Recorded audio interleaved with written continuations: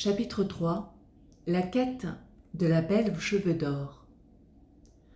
En raison de sa bravoure et de sa popularité, Tristan inspirait une profonde jalousie à 4 barons d'une félonie sans pareille.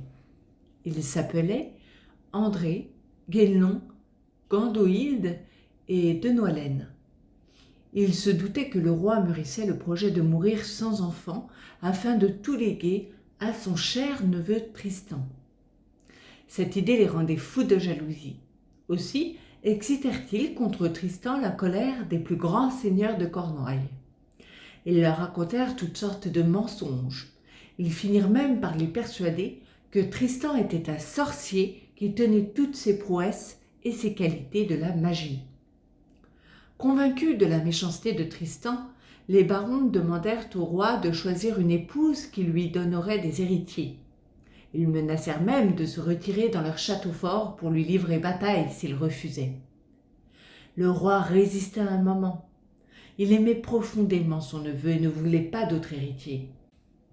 Jusqu'au jour où Tristan, lui-même, ne supportant plus les soupçons des barons, le menaça d'abandonner la cour s'il n'acceptait pas de se marier. Alors, Marc dit au baron qu'il leur donnerait sa réponse 40 jours plus tard. Le jour désigné arriva. Marc songeait, seul, dans sa chambre. Il cherchait une solution à son problème quand une hirondelle entra brusquement par la fenêtre et ressortit en laissant tomber un cheveu d'or. Marc le prit et fit entrer les barons et Tristan. Il leur dit « Je vais me marier. J'ai choisi celle qui sera ma digne épouse, mais il va falloir aller la chercher. » « Certes, répondirent les barons. Et quel est l'élu de votre cœur ?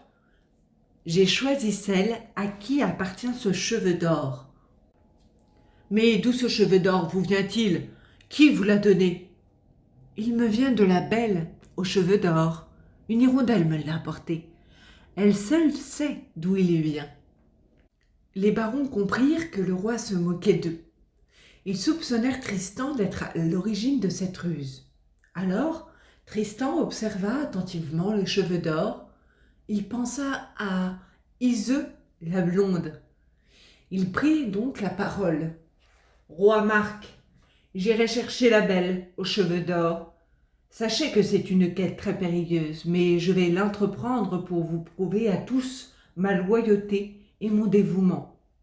Je vous promets que je ramènerai la future reine, et cela au péril de ma vie. » Alors, il équipa une belle nef et cingla vers l'Irlande.